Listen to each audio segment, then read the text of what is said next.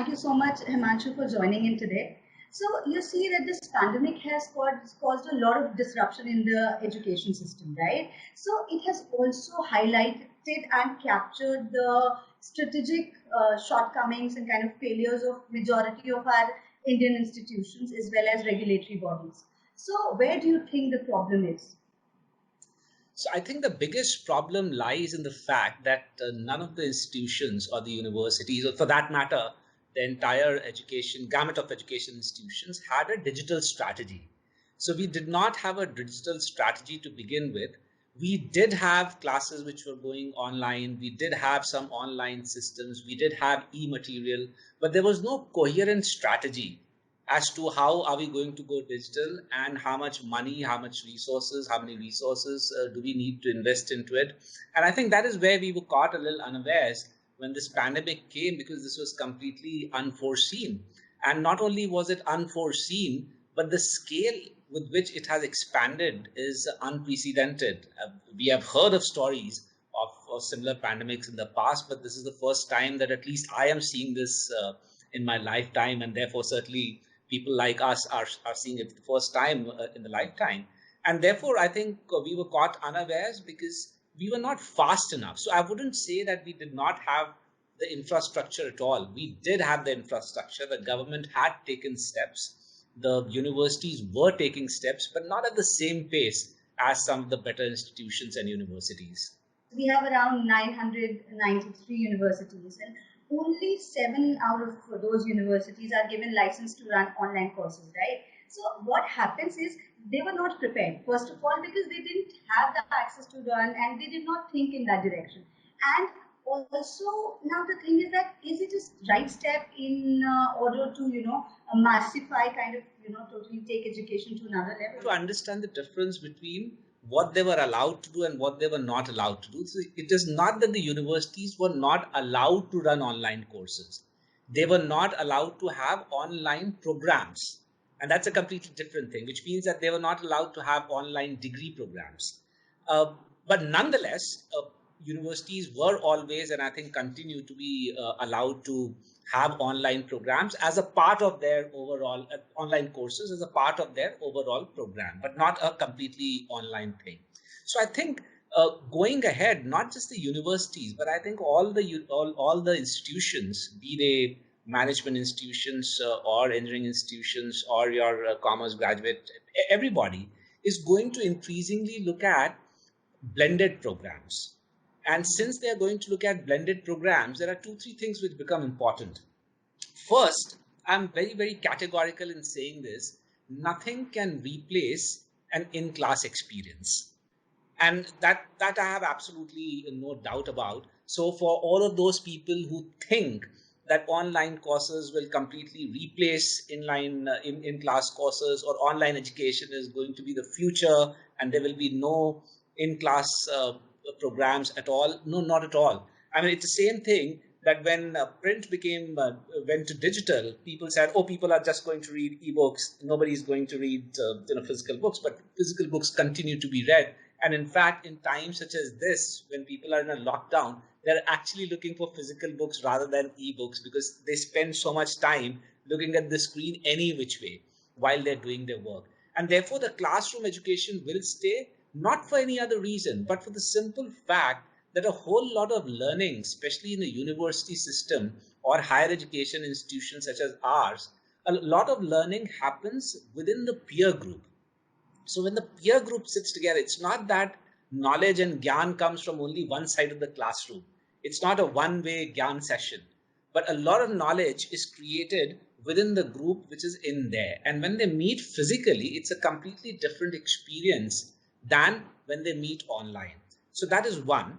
With that caveat, however, people are increasingly going to look at, and universities are increasingly going to look at blended programs. And therefore, the other two issues that we will need to consider is, how are you going to actually establish the equivalence between an in-class hour and between an online hour?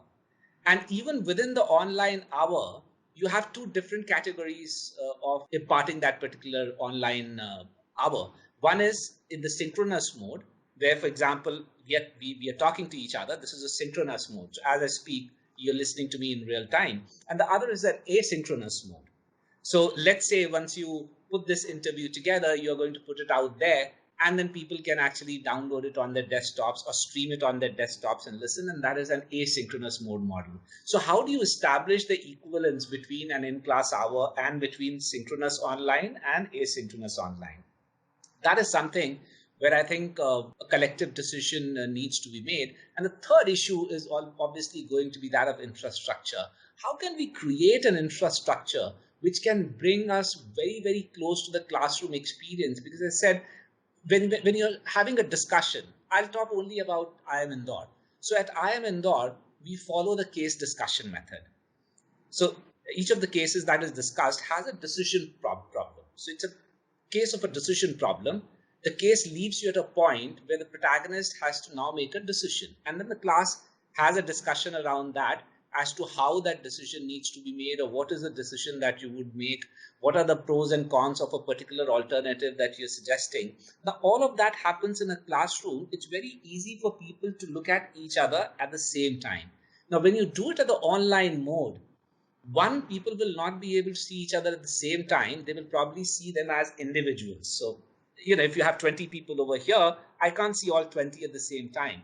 And more importantly, I will not be able to see their facial expressions. And we teach that in the theory of communication, that a lot of communication happens through non-verbal behavior. So if I look at your face, I can figure out whether you like my answers or not, rather than what you're saying, in so many words, etc.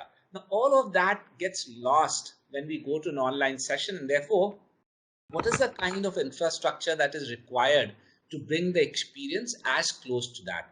So I think the universities will have to go that way. They have to massively upgrade their infrastructure, and they will have to ensure that they make their classrooms far more smarter than they are currently.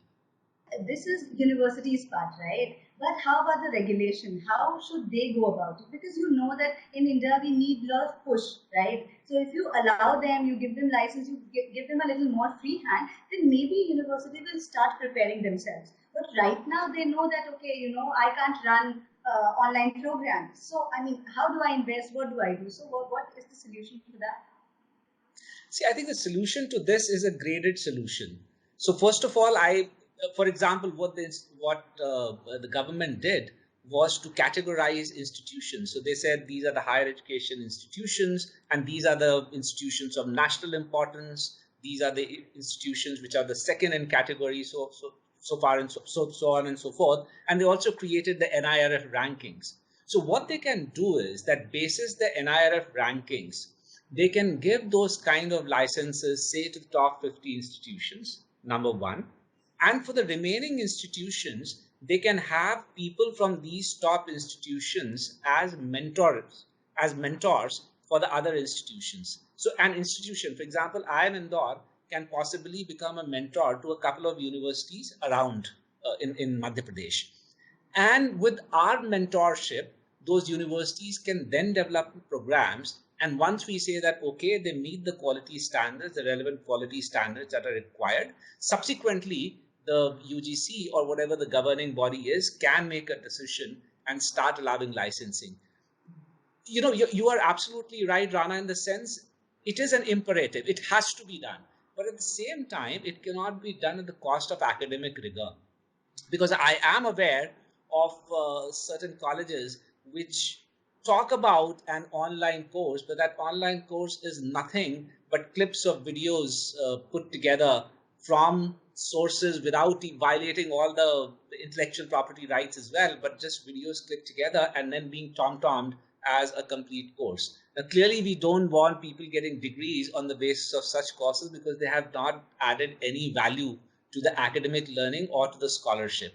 So I think we'll have to balance both while allowing greater freedom to the universities. We also need to make sure that there are those checks and balances. And I think the best checks and balances can come through mentorship, through direct mentorship. This is definitely a valid thing. I mean, I was looking forward to listening to this because everybody has, recommendations and things, but nobody has solution for that. And I'm glad that you gave me one. This is interesting. Now, okay, so because I've already spoken to you about it, and you said that IIM Indore did not see a lot of turbulence in course completion and taking things forward. So how was it possible? I mean, what was the preparedness that helped us? Yeah, I mean, helped IIM Indore in like continuing with everything during this not so good time. Okay. So there were two, three factors. One was that we took decisions very, very quickly. So be it the decision to postpone our convocation, be it the decision to shut down the institution and shift to online classes, be it the decision to choose the appropriate platform, be it the decision to choose the agency through which we could conduct online exams, etc. We took those decisions on time and very, very quickly. That was, I think, the most important reason why we could turn around things very quickly. Second, we already had some infrastructure.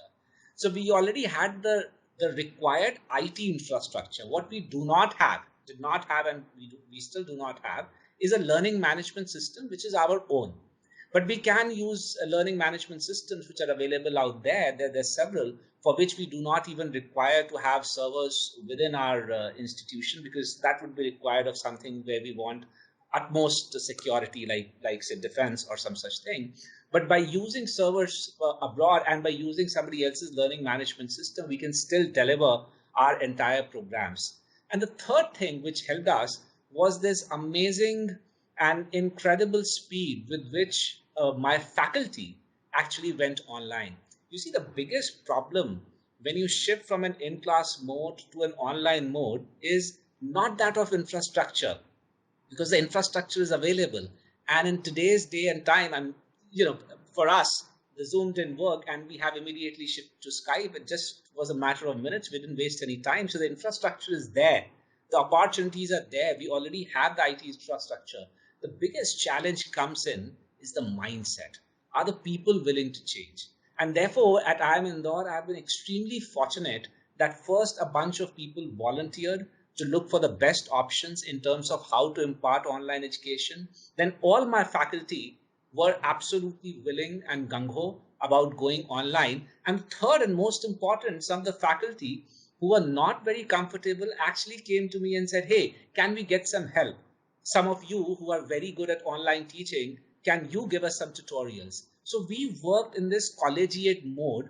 We worked with this collaborative mode, and the faculty came in with all their humility, acknowledging that this is an area where they need to improve. And I'm so happy that they have constantly and consistently improved over a period of time, even in terms of the delivery. So I think these three elements made us have this very quick transit from one phase to the other.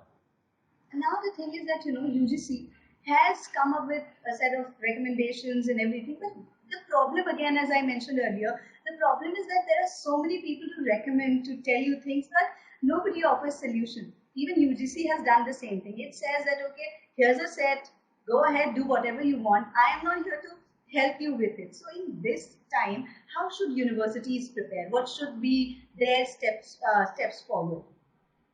See, I am obviously speaking from a place of very limited information so far as the university system is concerned. Since I'm not a part of a university system, at IIMs things move rather quickly because we have the autonomy to do so.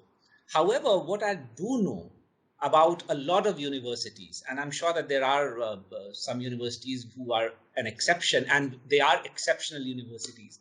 But by and large, a lot of universities underutilize their funds. I know of many universities because my mother, till such time that she retired, was a part of the university system, and many people of my in my family are teachers who are in the university system, are professors in the university system, and I know that a lot of their funds go unutilized.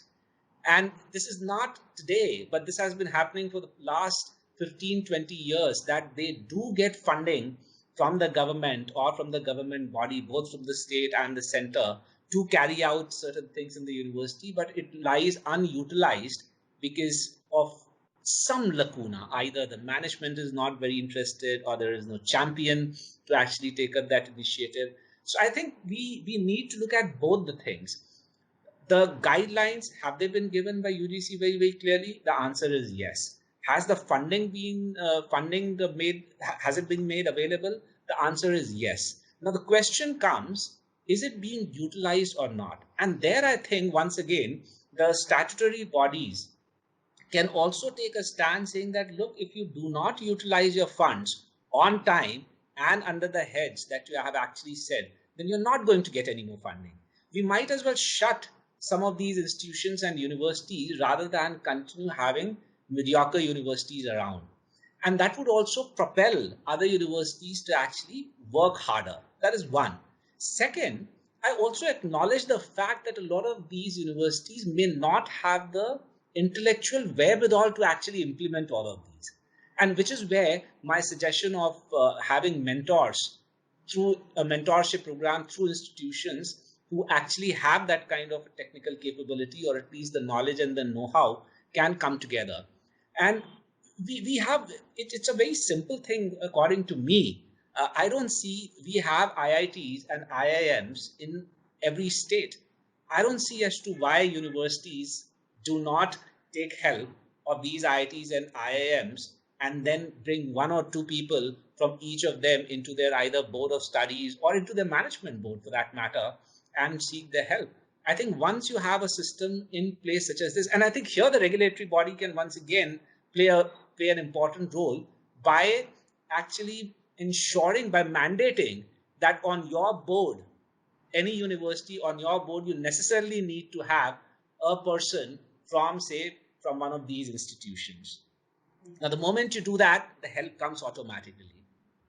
So now moving ahead, how do you see? I mean, this with pandemic, everything is changing, and everything will change slowly and gradually. Even the way we impart education and everything. So, how do you think management education and Indian higher education changing post the COVID-19 times? I mean, what do you Yeah, think? you see, people obviously, as when they ask this question, they expect some dramatic answers.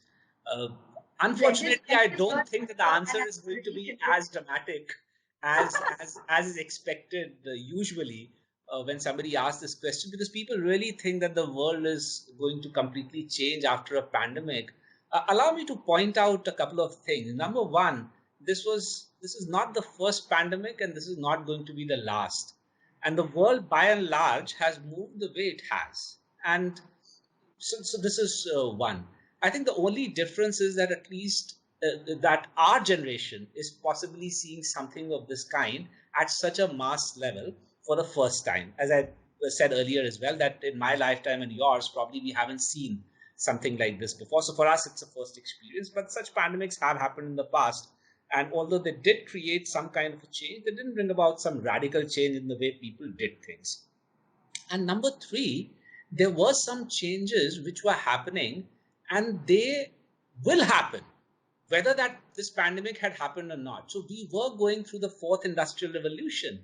And that fourth industrial revolution had certain consequences. And those consequences were that dreams were becoming a reality. Things that we dreamt of were actually happening. I mean, who would have thought of 3D printing? Who would have thought of machine learning? Who would have thought of artificial intelligence? And coming to artificial intelligence and robotics, they are here to stay. Whether we like it or not, the robotics are going to take up a large proportion of the jobs which are being done currently, pandemic or not. Artificial intelligence is going to play a role increasingly in everything that we do, pandemic or not. And therefore, the landscape, so far as higher education was concerned, was already changing. I think the only thing that the pandemic would do is that the interest or the focus areas would perhaps become different. What was happening post the fourth industrial revolution was that the skills that would be required in the future were changing as compared to the skills that were required currently. So, for example, currently we were focusing more on functional skills. For example, in management education, we taught skills of marketing, finance, sales, accounting, human resource management, operations, supply chain, etc.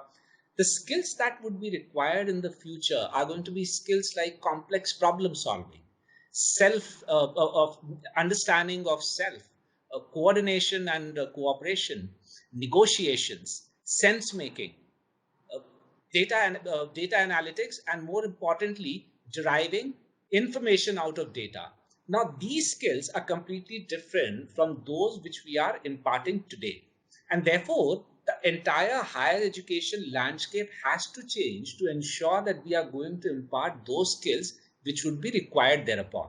The only thing that the pandemic will change is that earlier we were thinking that these skills of future would actually be required for these kind of industries. But with the pandemic, I think most of these skills, which means that most of the job opportunities which will come in, will be in the area of digitalization, massive digitalization of things, healthcare, hygiene, as well as things which make life more convenient. And therefore, pharmaceuticals, for example, that's another one. So the kind of industries which we were predicting are going to be the sunrise industries, they will change because of the effect of the pandemic. But that is only in the short to medium term. In the long term, there is a massive change which is going to come about simply in the kinds of jobs which will be done by human beings, and those would be expected out of people. Makes total sense. Now that there's just one thing. There's just one thing. You talk about blended learning all the time. I think you are one of the pioneers, I would say, rather, because I've already spoken to you about all this. So I think that also blended learning is going to come into picture like post the entire thing, right? So universities, institutions, they will have to prepare themselves to run through. So why don't you highlight on that? I mean, how should they prepare for this? So, this is something that I've been speaking on multiple fora, because this is one question where people want my advice. Even if you blend, even if you create blended programs, how should you go about doing it? Now, whenever we try to impart a particular set of knowledge, skill, and attitudes, so there are these three elements that we talk about: knowledge, skill, and attitude. So knowledge can be imparted very easily through an online mode as well. So for example, knowledge which I give through a lecture method can be imparted as well through, by showing a video, or by actually taking a video lecture and uploading it out there. When it comes to skill, however, there is a combination of the element of knowledge and plus how to actually do it. Now there, I think something which is based on video may actually make a lot of sense, and something where you actually ask the person to physically do it while you monitor. So an apprenticeship kind of a program or a mentorship kind of a program. And when it comes to attitude, then you require a completely different set of interventions. So essentially what we will have to see, what universities will need to see or colleges will need to see, is that how can each of these three elements be delivered in the most efficient way? How can they be delivered in the most efficacious way, so that the learning is the best as compared to whatever it is that we had intended to do? And thereafter, for each of these three categories, you need to actually define the pedagogical tools, saying that I'm going to impart knowledge through such pedagogical tools, I'm going to impart skills through these pedagogical tools, and I'm going to impart attitudes or change attitudes, bring about behavioral changes through these pedagogical tools. And then look at what are those pedagogical tools which lend themselves easily to an online medium. And that is how you create a blended program, by making sure that you're using the online medium to actually impart learning in areas where it can do so very, very efficaciously. And the rest of them can be actually brought into the classroom. So for example, if I want to do a simulation, which is a one-to-one simulation, I can very easily do it in the online mode. But if it's a simulation where multiple people have to be together, in that case, it's better done in a physical space. If I have to actually teach by playing a game, it is better done in a physical space. If I have to give a lecture, I can do so in the online space. So instead of trying to arbitrarily come upon a figure and say, okay, I'm going to do 30% online and 70% in class, that doesn't make sense at all. What you need to do is, if this is the course and you have to deliver this course, what are the learning outcomes of this course? Divide the learning outcomes into knowledge, skill, and attitude.